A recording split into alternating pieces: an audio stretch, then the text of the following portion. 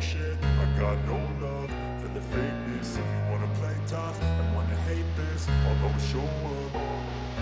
I don't ever slow up, no I don't take shit. I got अस्सलामुअलैकुम नाज़रीन, मैं हूँ आपकी होस्ट डॉक्टर शगुफ्ता नसीर, आपके अपने प्रोग्राम जिसका नाम है सेहत सबके लिए। नाज़रीन, जैसे कि आप सब जानते हैं, इस प्रोग्राम का मकसद आप तक आगाही पहुँचाना है ताकि घर बैठे आप अपना और अपने प्यारों की सेहत का ख्याल रख सकें। आज जिस मौजू पर हम बात करेंगे इसके बारे में अक्सर ख़वातीन बहुत अच्छी तरीके से जानती हैं, लेकिन हम सब बाशमूल मर्द हज़रात के लिए भी इसके बारे में जानना बहुत ज़रूरी है। जी हाँ नाज़रीन, हम बात कर रहे हैं आज गेस्टेशनल डायबिटीज़ यानी शुगर की ऐसी किस्म की जिसका बेशतर माएँ दौरान हमल शिकार हो जाती हैं। ये मर्ज़ दौरान हमल ज़ाहिर होता है और आम तौर पर बच्चे की पैदाइश के बाद ये ख़ुद ब खुद ख़त्म हो जाता है। हमल के दौरान लाहक होने वाली ज़ियाबतीज़ की वजह से थकावट, मतली, कै का आना, बार बार पेशाब का आना, वज़न में कमी और ज़्यादा प्यास का लगना और साथ साथ आज़ाए मखसूसा के फंगल इन्फेक्शन का सामना भी करना पड़ सकता है। तो आइए नाज़रीन, आज इस टॉपिक पर मज़ीद बात करने के लिए हमने अपने स्टूडियो में इनवाइट किया है डॉक्टर आयशा याकूब को। She is a consultant gynaecologist and currently practising in mid city general hospital. अस्सलाम डॉक्टर साहबा, कैसी हैं आप? सबसे पहले तो आपका बेहद शुक्रिया अपने बिजी स्केड्यूल में से हमारे लिए, हमारे व्यूअर्स के लिए टाइम निकालने का। डॉक्टर साहब, आप बताएंगे कि गेस्टेशनल डायबिटीज़ क्या है और ये किन ख़वातीन में हो जाती है या ज़्यादा उनके अंदर होने के चांसेस ज़्यादा होते हैं? देखिए, जेस्टेशनल डायबिटीज़ ऐसे ही है जैसे डायबिटीज़ है।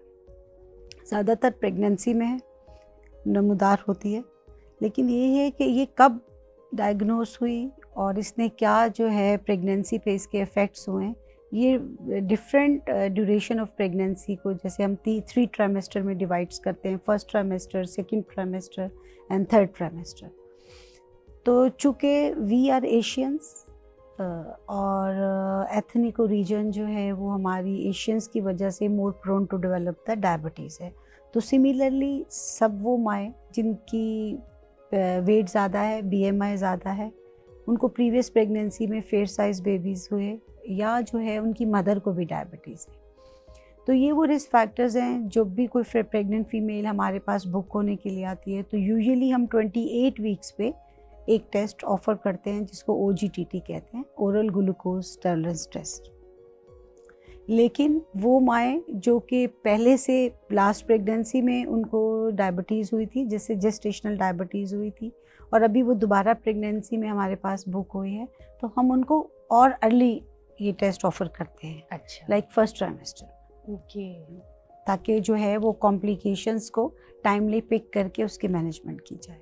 अच्छा, तो जो पहली दफ़ा प्रेग्नेंट हुई है खातून, तो वो अगर जब रिपोर्ट करती है तो उसका 28वें हफ्ते के अंदर फिर ये टेस्ट करवाया जाता है, और यूजुअली और जिन फीमेल्स की फैमिली हिस्ट्री होती है या प्रीवियस हिस्ट्री होती है उनके अंदर हम अर्लीस्ट इस चीज़ को टेस्ट करवा लेते हैं। देखिए, उसमें रिस्क असेसमेंट है। फॉर एग्जांपल, जब कोई प्रेग्नेंट पेशेंट हमारे पास फर्स्ट विजिट में आती है तो first visit on what gestational age.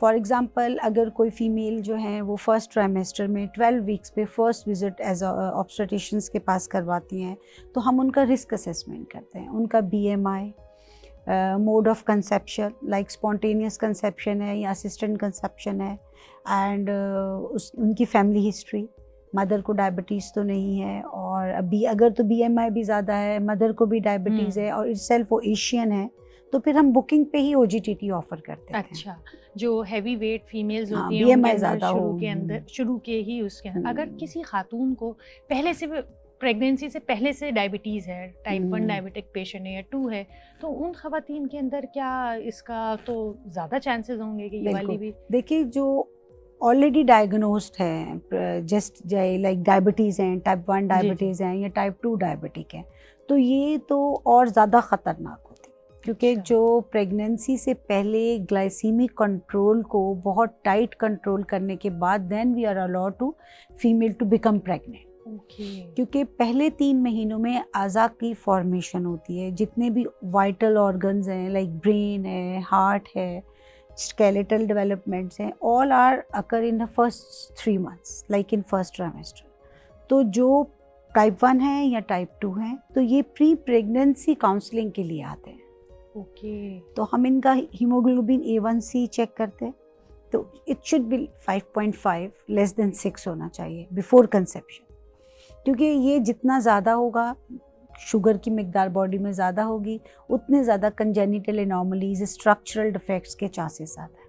जो नाजरीन हमें यहाँ देख रहे हैं और सुन रहे हैं, और जो ख़वातीन पहले से डायबिटीज़ का शिकार हैं, तो उन्हें बच्चा कंसीव करने से पहले गायनेकोलॉजिस्ट को विज़िट करना बहुत ज़रूरी है, क्योंकि पहले से आपकी शुगर कंट्रोल होगी तो ही आगे के मामला बेहतर तरीके से हो सकते हैं।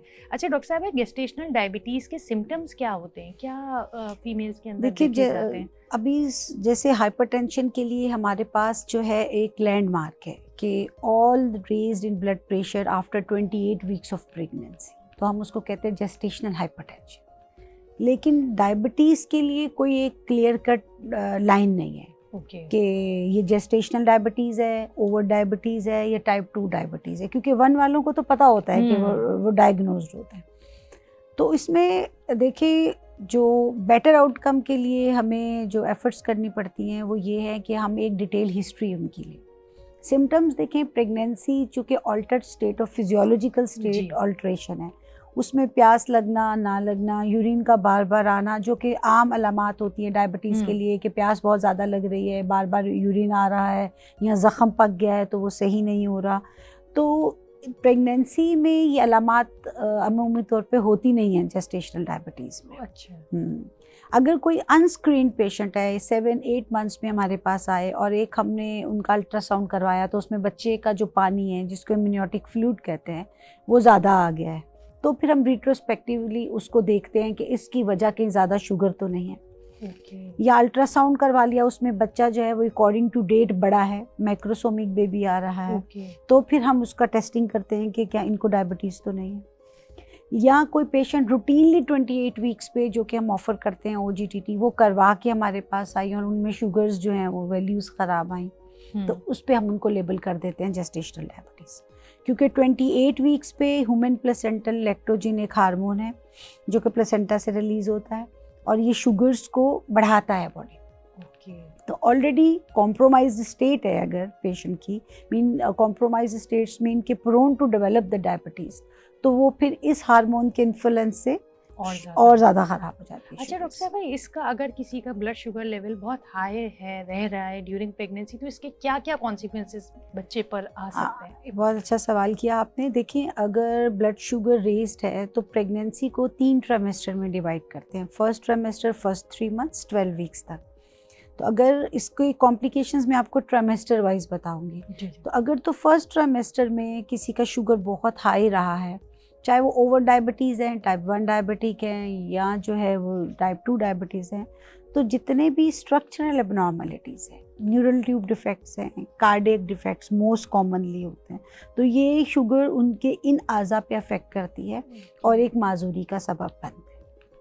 और अगर हम सेकंड ट्राइमेस्टर की बात करते हैं तो सेकंड ट्राइमेस्टर जो है उसमें मोस्टली आज़ा तो बन चुके होते हैं। अगर उस ड्यूरेशन में शुगर बहुत हाई गई है तो बच्चे का वज़न बहुत एक्स्ट्रा गेन होना शुरू हो जाता है।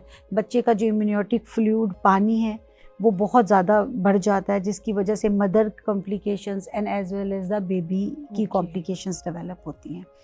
थर्ड ट्राइमेस्टर में अबाउट टू डिलीवर हो रहे हैं, उस वक्त अगर शुगर बढ़ गई है बॉडी में, तो देखें उसमें इंट्रापार्टम कॉम्प्लिकेशंस के चांसेस ज़्यादा हैं कि सडन जो हार्ट ब्लॉक हो जाता है बेबी का, या जो है वो CTGs पे चेंजेस आती हैं कि बेबी जो है वो कूप अप नहीं कर सकता यूट्राइन कॉन्ट्रैक्शंस को, तो वो फीटल डिस्ट्रेस की वजह से इमरजेंसी सिजेरियन सेक्शंस हो जाते हैं, या इंट्रापार्टम डेथ हो जाती है, या डिलीवरी के दौरान बेबी फेयर साइज़ है तो शोल्डर डिस्टोशिया, बच्चा फंस जाता है। एंड देन आफ्टर डिलीवरी के बाद के कॉन्सिक्वेंसेस जो है वो न्यूनेटल हाइपोग्लाइसीमिया है, बच्चे का शुगर डाउन हो जाता है क्योंकि वो बच्चे की माँ के अंदर एक हाई ग्लूकोज पे जिंदा, बिल्कुल, तो वो हाइपोग्लाइसीमिया की वजह से न्यूनेटल एडमिशंस हैं, पॉलीसाइथीमिया है, और अदर इलेक्ट्रोलाइट इम्बैलेंस की वजह से न्यूनेटल NICU में एडमिशंस प्रोलॉन्ग हो जाता है, 1 हफ्ता, 10 दिन या इससे भी ज़्यादा। ओके। अच्छा, ये तो हमने बच्चे की सेहत के ऊपर देखे, तो माँओं की सेहत पे इसके क्या असर हो सकते हैं कि अगर ये तो बच्चे को अफेक्ट कर रहा है, तो बिल्कुल। मदर को क्या क्या इसके कॉन्सिक्वेंसेस हो देखिए सकते हैं? इसमें ये है कि अगर मदर को रेस शुगर लेवल्स हैं तो वो अपना उसी तरह ही काम करता है कि अगर रेस शुगर लेवल की वजह से इम्यूनो कॉम्प्रोमाइज़ होते हैं, pregnancy already immuno compromise state है, देन शुगर अगर हाई है तो अपॉर्चुनिस्टिक इन्फेक्शन ज़्यादा हैं, रिकरेंट यूटीआई होता है इनको, रिकरेंट कैंडिडियासिस, विजाइनल कैंडिडियासिस हो रहा है, एंड पेशेंट्स पॉलीहाइड्रोमिनोस की वजह से जो पानी एक्सेसिव हो जाता है उससे मेटर्नल के जो है वो discomfort and all this complications होती हैं। अच्छा, और बच्चे की आपने जैसे बच्चा डिलीवर हो गया, इसके बाद भी क्या उस चीज़ के ग्रोथ और डेवलपमेंट पे लॉन्ग टर्म इफेक्ट्स रहते हैं अगर बिल्कुल। मदर का मदर इस के तरह ड्यूरिंग गेस्टेशनल उसको डायबिटीज़ रही, फिर बच्चा डिलीवर हो गया, तो उस चीज़ के क्या लॉन्ग टर्म इफेक्ट बच्चे की लाइफ में रहते हैं क्या? रहते हैं। देखिए जो भी जीडीएम का बेबी है, जी जेस्टेशनल डायबिटीज़ के जो बेबीज़ हैं उनको यूजुअली हम 2 इयर्स का फॉलो अप देते हैं। अच्छा, उसमें उनके माइलस्टोन्स चेक करने होते हैं, उनके जो है वो अदर एबनॉर्मलिटीज़ जो कि अभी ऑब्वियस अपीयर नहीं है लेकिन with the passage of time appear होंगी। द सिमिलर वे जो मदर्स हैं जो कि टाइप जेस्टेशनल डायबिटीज़ है या ओवर डायबिटीज़, इसको हम लोग 6 वीक्स पे मॉनिटर करते हैं इनका ग्लूकोज, एक टेस्ट देते हैं, पोस्ट डिलीवरी ओजीटीटी दे देते हैं या अच्छा। फास्टिंग ब्लड शुगर ऑफर कर देते हैं, तो फर्स्ट 6 वीक्स पे कराते हैं एंड 6 वीक्स के बाद उसका रीडिंग देखते हैं कि किस लेवल तक ख़राब है, और अगर तो नॉर्मल है तो 1 ईयर के फॉलोअप पे रखते हैं। ओके, तो जो ख़वातीन हमें देख रही हैं और गेस्टेशनल डायबिटीज़ का शिकार हैं या पहले रही हैं, तो काइंडली इसको फॉलो अप करें, क्योंकि यूजुअली हमारे क्या होता है पोस्टपार्टम के बाद फीमेल्स जाती ही नहीं है ऐसा ही डॉक्टर है, के पास, ऐसे ही और है। उसको एक लग्जरी समझा जाता है, नेसेसिटी की जगह लग्जरी कंसिडर लग्जरी किया कर जाता जाते है, हैं। और ख़वातीन को फॉलोअप पे नहीं ले जाया जाता, जो उनके लिए नेगेटिव कॉन्सिक्वेंसेस क्रिएट कर सकता है इन फ्यूचर। देखिए ये बात बिल्कुल सही है। हम जब बात करते हैं किसी फोरम पे बात करते हैं या सोसाइटीज़ में जब बात करते हैं तो हम बड़ी आइडियल बातें करते हैं बिल्कुल, कि 6 वीक्स फॉलोअप ले लें, जी। 1 ईयर फॉलोअप ले लें, लेकिन हम थर्ड वर्ल्ड कंट्री के लोग हैं, दवाई हमारे लिए एक लग्जरी है बिल्कुल और इस लग्जरी को अफोर्ड करना हर बंदे के बस की बात नहीं है। मतलब हम तो उस सोसाइटी में देखिए रह रहे हैं जिसमें जो है वो पानी पे दम करके भी पी लिया जाता है मौलवी बिल्कुल। साहब से, क्योंकि वो यही कर सकते हैं, हाँ, उनके पास रिसोर्सेज नहीं है। तो इसका मैसेज ये है कि हर वो औरतें जो कि डिलीवरी के प्रोसेस से या प्रेगनेंसी के प्रोसेस से गुजर रही हैं और उनको अपनी प्रेगनेंसी के दौरान लग रहा है कि उनका जो बेबी का साइज़ है पेट में, वो देखने वालों को या तो बहुत छोटा लगेगा या बहुत बड़ा लगेगा, तो दोनों अलार्मिंग साइन है। क्योंकि जो ओवर डायबिटीज़ हैं या टाइप 2 डायबिटीज़ हैं जिनका डायग्नोस अभी नहीं बना, उसमें बच्चे जो हैं वो कमज़ोर हो जाते हैं, IUGR हो जाते हैं, ग्रोथ रिटार्डेशन होती है उसकी, तो इसलिए बेबी उस हिसाब से ऑब्वियस ग्रॉस नज़र नहीं आता।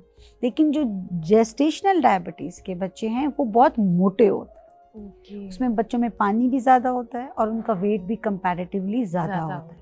तो ये एक आप public service message awareness patient को दे सकते हैं कि आप इस चीज़ पे रखें कि आपके जो घर के दूसरे औरतें हैं उनसे पूछें कि मेरा पेट अगर वक्त ज़्यादा है तो डॉक्टर से रुजू कर सकते हैं, या कि उनको रिकरेंट कैंडिडियासिस, क्योंकि देखिए प्रेगनेंसी में कैंडिडियल इन्फेक्शंस तो कॉमन है, उसको हाइपरग्लाइसीमिया से कोरिलेट करना प्रेगनेंसी में लिटिल बिट डिफ़िकल्ट हो जाता है। तो ये हम कह सकते हैं, या अगर हम OGTT भी नहीं करा सकते किसी पेशेंट का, तो मैं सिंपल कहती हूँ कि आप जैसे ही आपके पास पेशेंट क्लिनिक में आए आप उसका GCT कर लें, 50 ग्राम ग्लूकोज पिलाने के 1 घंटे बाद उसका रीडिंग शुगर चेक कर लें, ताकि वो एक जो फर्स्ट विजिट में पेशेंट आपका लॉस टू फॉलोअप ना हो। हाँ बिल्कुल, क्योंकि अब आपके क्लिनिक में आया, आपने उसको OGTT ऑफर किया, 10 आवर्स का फास्टिंग है, फिर 3 घंटे पे मुश्तमिल ये टेस्ट है, बार बार जाना और प्रेगनेंसी में 75 ग्राम ग्लूकोज पी के उसको टॉलरेट करना, बिल्कुल, तो एक तो वो पहले ही सताई हुई है कि उसको कोई लेके नहीं जा रहा, वो टेस्ट क्यों करा लिया, बिल्कुल, डॉक्टर इसको क्यों, लग्जरी कंसीडर किया, हमारे वक्तों में तो ये नहीं होता था, अब ये कहाँ से टेस्ट आ तो गया। आप इसका 1 स्टेप डायग्नोसिस करें। 1 स्टेप से मैं कि जैसे पेशेंट आ गया है आप उसको 50 ग्राम ग्लूकोज करके 1 घंटे के अंदर उसी वेटिंग में आपका टेस्ट हो जाएगा। तो बहुत देखिए ये अहम बात है एंड पॉइंट डॉक्टर साहबा। टेस्टिंग की ऑलवेज इम्पोर्टेंस होती है कि देर एंड देर आपने रिजल्ट देख लिया, चेस कर लिया और उसको दवाइयाँ शुरू कर दी। बिल्कुल। अच्छा डॉक्टर साहबा, अगर ये डायबिटीज़ हो जाती है ड्यूरिंग प्रेगनेंसी तो इसकी मैनेजमेंट क्या है? हाँ, देखिए वही बात है इसकी कि management according to different scenarios.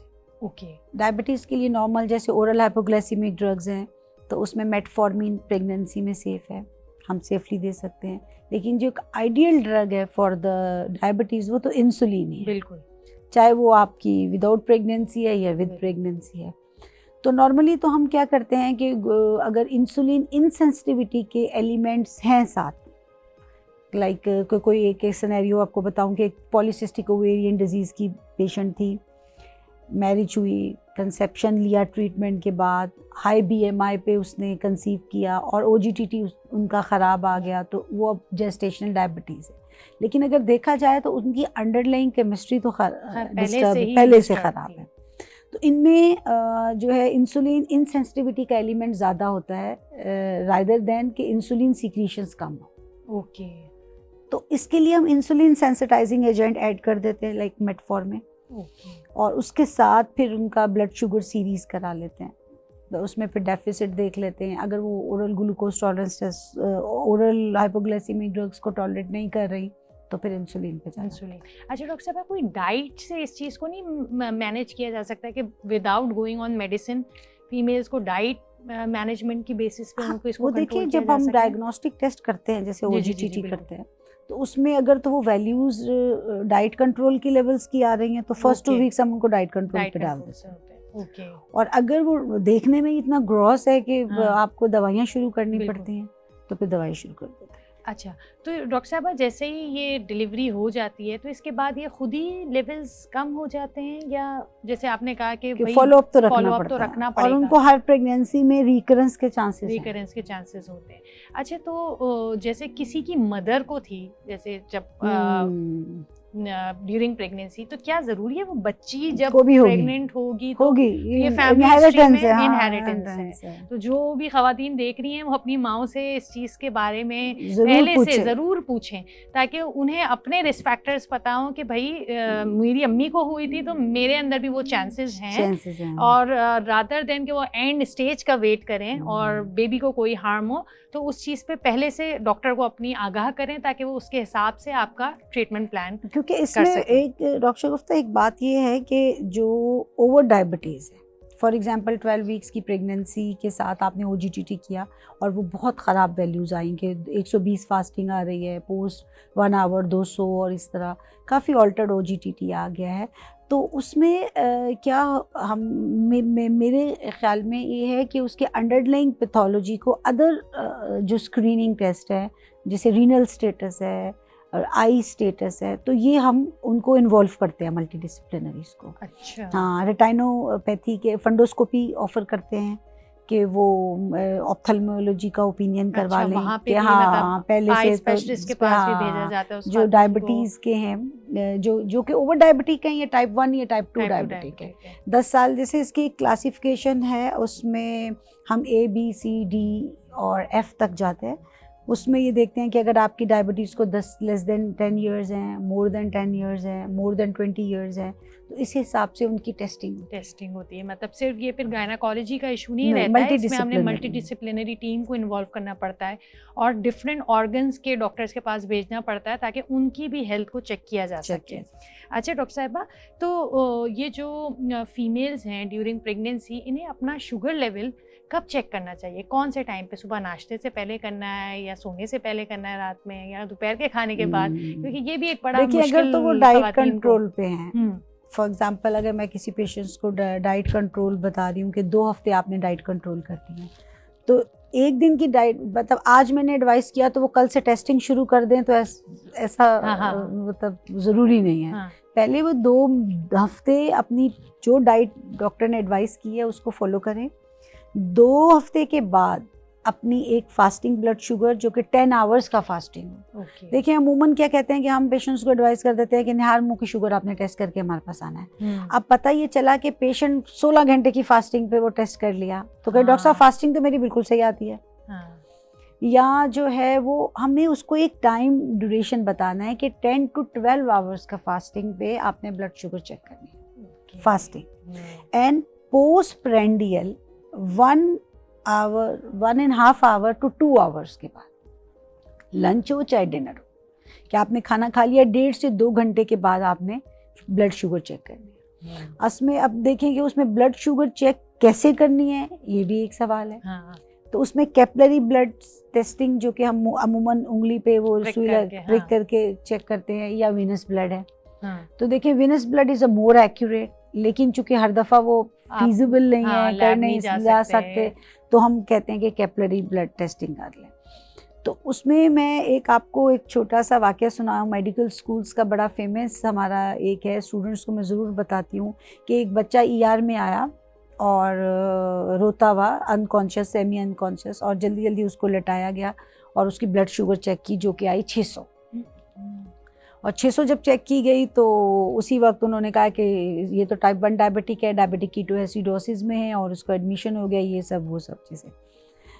बाद में जब उसके वेनस सैंपल्स आए तो उसकी ब्लड शुगर बिल्कुल नॉर्मल थी, और बच्चा जो है वो गिरा था किसी जगह से और वो खौफ की वजह से अनकॉन्शियस हो गया था, उसको कोई अंडरलाइंग पैथोलॉजी नहीं थी। रिट्रोस्पेक्टिव जब उसका एनालिसिस किया गया तो बच्चा चूंकि गाड़ी में रो रहा था तो माँ बाप ने उसको लॉलीपॉप दे दिया। वो लॉलीपॉप खा रहा था तो पूरे उसके हाथ भी मीठे से लगे हुए थे, तो जैसे ही वो ER में आए तो उसी मीठे वाली प्रिक से उनका शुगर चेक कर लिया गया, तो वो हाई आया। तो डायग्नोज कहाँ से कहाँ पहुँच गया, और क्या की क्या चीज़ मतलब डायग्नोसिस पे। तो इसमें यही है कि एडवाइस होती है कि जब भी आप कभी शुगर टेस्ट करें, चाहे आप अपने घर में ब्लड शुगर टेस्टिंग किसी पेशेंट को ऑफर करते हैं या ER में कोई हॉस्पिटल सेटिंग्स में कोई नर्स या कोई भी करता है, तो always when the altered readings are detected, like बहुत लो शुगर या बहुत हाई लेवल शुगर्स, जो कि एक अनयूजुअल कंडीशन है, at the mean while with in 10 minutes एक वीनस सैंपल ले लें और अर्जेंट उसका रिजल्ट चेज करें, बिल्कुल, ताकि वो उसको उसकी मैनेजमेंट वो प्रॉपर हो सके। ठीक। अच्छा डॉक्टर साहबा, हम जो फीमेल्स हमारी देख रही हैं या मेल भी देख रहे हैं जो अपनी बहनों को, वाइफ्स को गाइड कर सकते हैं, तो उनके लिए आप सजेस्ट करेंगे कि टेबल जैसे अपने पास किसी कॉपी पेंसिल पे से लेके एक अपना खुद ही टेबल मेंटेन करना स्टार्ट करें, तो किस किस टाइम वो शुगर चेक करें, ताकि जब डॉक्टर के पास जाएं, अक्सर क्या होता है कि डॉक्टर्स खुद ओवर बिजी होते हैं कि वो नहीं पेशेंट को गाइड कर पाते, ऐसा ही। तो जो हमें देख रहे हैं उनको इससे थोड़ा फायदा हो सके, तो आप थोड़ा एक देखिए ये बहुत अच्छी एडवाइस है कि हम बड़ी बातें कर लेते हैं कि जेस्टेशनल डायबिटीज़ है, मुझे शुगर हो गई है, मुझे बेबी शुगर हो गई है, और अब मैं इंसुलिन लगाने लग गई हूँ या मैं गोलियाँ खाने लग गई हूँ, मैं टेस्ट करती हूँ। तो देखिए वंस यू डायग्नोज इट, तो अभी जब आप उसको ट्रीट करेंगे तो उसके साइड इफ़ेक्ट्स भी तो आएंगे ना। और प्रेगनेंसी में हाइपोग्लाइसीमिया अनअवेयर्ड होता है। अच्छा, यानी कि 30 मिलीग्राम की शुगर पे भी पेशेंट आपको कॉन्शियस बैठा हुआ मिलेगा। तो एक जनरल एडवाइस ये है कि जब भी आप पेशेंट को जेस्टेशनल डायबिटीज़ है या व्हाटएवर ओवर डायबिटीज़ है, टाइप 1 डायबिटीज़, तो उसको आप प्रॉपर एक तो उसका मील चार्ट दें कि 3 times in a meal and 3 snacks, और 6 टाइम्स ईटिंग करनी है। और उसकी ईटिंग जो है लाइक जो मील के कंटेंट्स हैं उसमें प्रोटीन, कार्बोहाइड्रेट्स एंड फैट की डिस्ट्रीब्यूशन बना के पूरी एक प्लेट समझाएं उसको। एंड जो स्नैक्स हैं उसका भी बताएं कि ये मैरी बिस्किट्स हैं, ये व्हाटएवर जो फीके बिस्किट्स हैं वो खाने हैं, रात को मिल्क लेना है। और अगर वो पेशेंट इंसुलिन लेती है तो वो अपने तकिए के पास ये जो 250 ml का जूस टेट्रा पैक होता है वो, और कुछ इजीली ईटेबल जो कैंडीज होती हैं जो कि जल्दी शुगर देती हैं, वो ऑल द टाइम उसके बेड साइड पे पड़ी रहेंगी। ओके, ताकि उसको पेशेंट को एक्सप्लेन करना है कि आप लेथार्जिक फील कर रही हैं या आपको लगता है कि आंखों के आगे अंधेरा आ रहा है, तो विदाउट कॉलिंग एनी हेल्प आप आधा डिब्बा वो जूस खोल के पी लें, आधा। एंड देन जो है वो उसके थोड़ी देर बाद 10-15 मिनट बाद आपको लगता है कि आप now you are in stable conditions, तो हाथ धो के एक ब्लड शुगर टेस्टिंग कर लें। तो देखिए बड़ी भी खतरनाक नहीं होगी उस वक्त, लेकिन जो हाइपोग्लाइसीमिया में बेबी भी आपका कॉम्प्रोमाइज़ होगा और पेशेंट अनकॉन्शियस होकर फेंट हो सकती है और उसके कॉन्सिक्वेंसेस ज़्यादा ख़राब। अच्छा और डॉक्टर दूसरा हाँ, सवाल आप कह रही बिल्कुल, थी कि बिल्कुल। शुगर्स कब कब चेक कैसे करनी हाँ, होती हैं, तो देखिए नॉर्मल जो रिकमेंडेशंस हैं, तो आजकल तो बहुत अच्छी अच्छी डिवाइसेस आ गई हैं कि चिप लगा देते हैं और कंटिन्यूस मॉनिटरिंग चलती है। तो हमने अपनी इन चीज़ों को थोड़ा मॉडिफाई किया। अगर कोई पेशेंट्स डायबिटिक डाइट पे है तो हफ्ते में 5 शुगर्स काफ़ी हैं।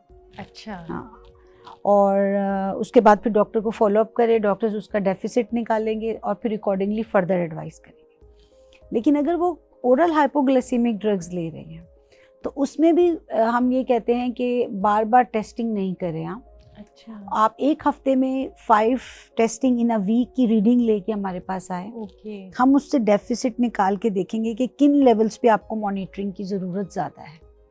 फॉर एग्जांपल फास्टिंग अगर आपकी बहुत ख़राब या बहुत लो आ रही है तो हम कहेंगे कि एक हफ्ता आपने मुसलसल फास्टिंग करनी ही है। तो ये जो 5 रीडिंग्स लेनी है तो ये क्या इस- फास्टिंग में लेनी नहीं, है एक या फास्टिंग 2 रीडिंग पोस्ट प्रेंडियल यानी खाने के 2 घंटे 2 बाद? घंटे बाद या 1.5 या 2 घंटे के बाद लेनी होती है। तो ये 3 वो किस डिफरेंट डेज में ले, किसी दिन फास्टिंग ले ली, किसी दिन पोस्ट लंच Okay. ले ली, किसी दिन पोस्ट डिनर ले ली, क्योंकि दवाई तो देखिए स्लोली ग्रेजुअली काम करेगी। काम कर रही है। लेकिन ये मॉनिटरिंग जब जो पेशेंट इंसुलिन पे होते हैं तो उनको अब डिपेंड करता है कि वो किस टाइप की इंसुलिन पे हैं।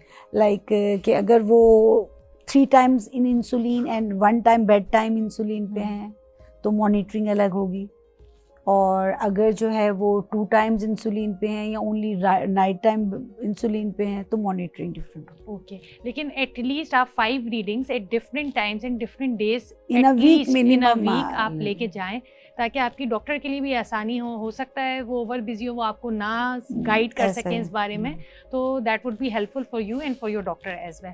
अच्छा डॉक्टर साहब, जिन मदर्स में गेस्टेशनल डायबिटीज़ है तो क्या उनके बच्चों की एक्स्ट्रा मॉनिटरिंग की जाती है, एक्स्ट्रा स्कैन करवाए जाते हैं ऐसे बिल्कुल। बच्चों के लिए या? देखिए वही बात है कि अगर फर्स्ट ट्राइमेस्टर में OGTT कराया है या जेस्टेशनल डायबिटीज़ हो गई है तो इन पेशेंट्स के लिए fetal echo must, okay because hyperglycemia affect on the cardiac cushion. जो बेबी का कार्डियक कुशन डेवलपमेंट हो रहा होता है जिससे 4 chamber of heart and outflow tracts बनते हैं, तो हाइपरग्लाइसीमिया कार्डियक कुशन पे अफेक्ट करता है। तो congenital heart disease is very much common with diabetes in pregnancy. तो डेफिनेटली जो ओवर डायबिटीज़ हैं या टाइप 2 डायबिटीज़ अनडायग्नोज प्रेग्नेंट हो गए और वो इस प्रेगनेंसी में हमारे पास चलें 10 हफ्ते पे नहीं आए, 18 हफ्ते पे आ गए, तो हम तो पहले एक simple anomaly scan with view of 4 chamber of heart advice करते हैं। वो एनॉमली स्कैन ठीक है या गलत, मतलब उसमें कुछ मसले भी आ रहे हैं, लेकिन they must go for the fetal echo, okay intrauterine fetal echo, and then followed by हम इनके ग्रोथ स्कैन्स करें। 28 वीक्स पे ग्रोथ स्कैन होगा, 32 वीक्स पे ग्रोथ स्कैन होगा। आफ्टर 3 वीक्स इनकी ग्रोथ को देखा जाता है।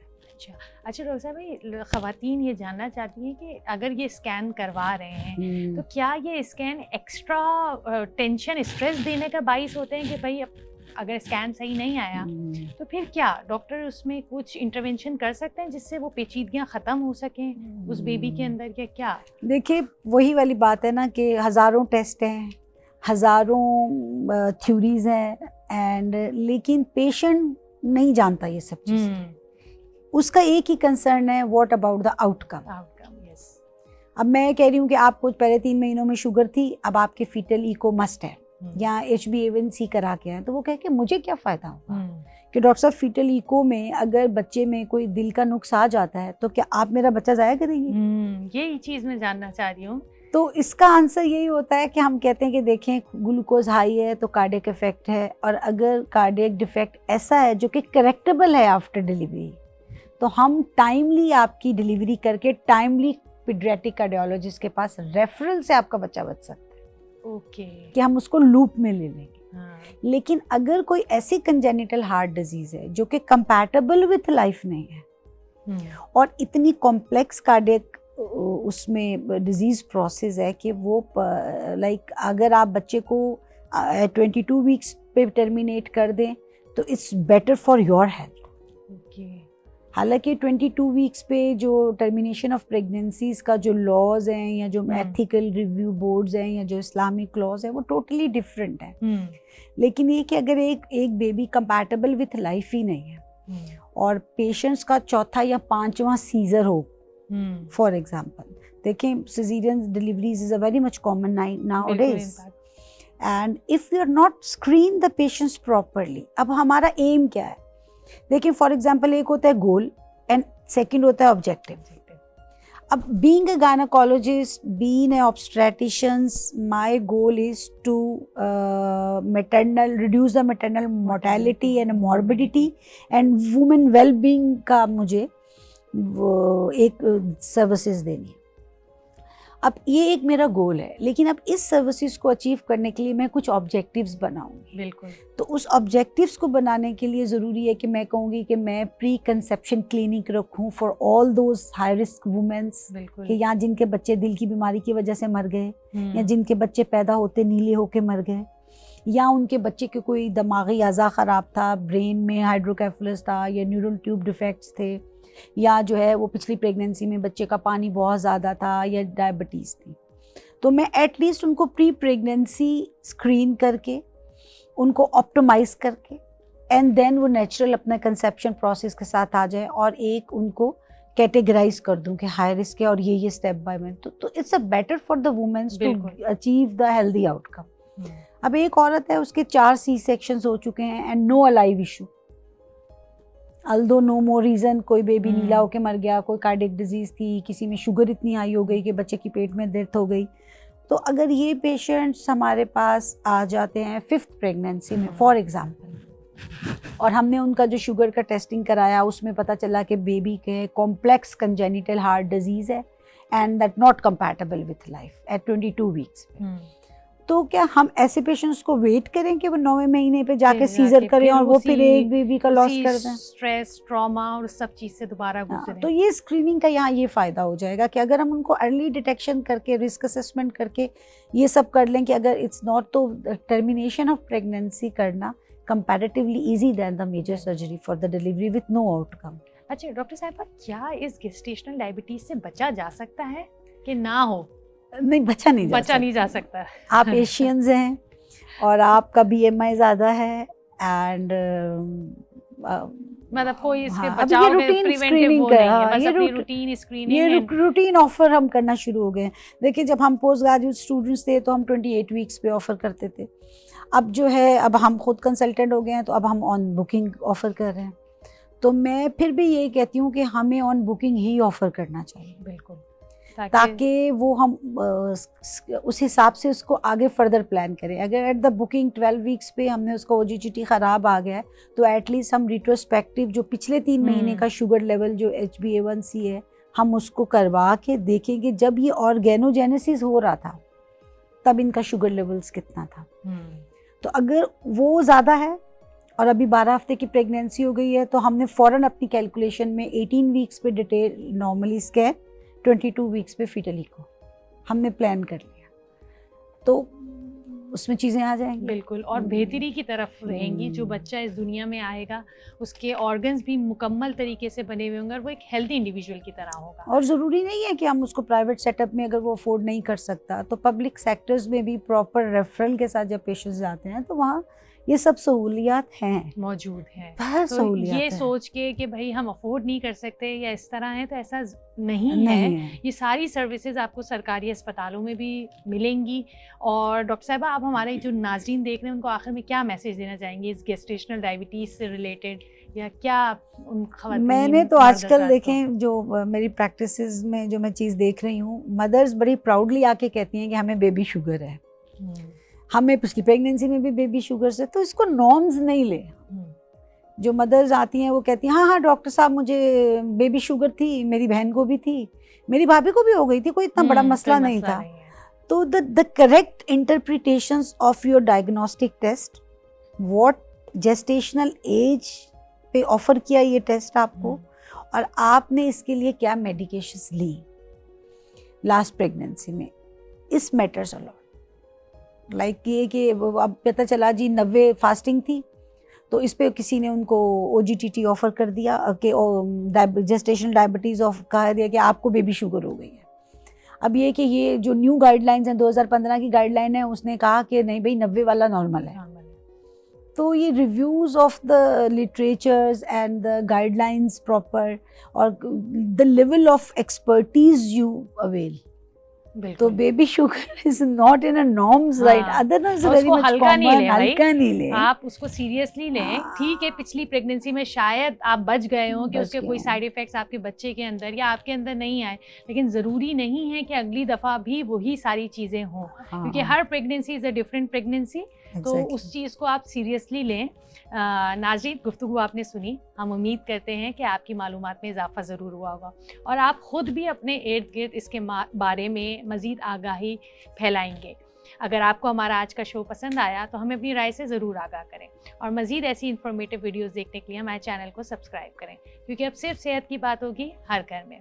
आज के लिए इतना ही। अपनी होस्ट को दीजिए इजाज़त। अगले प्रोग्राम में फिर मुलाकात होगी। अल्लाह हाफिज़।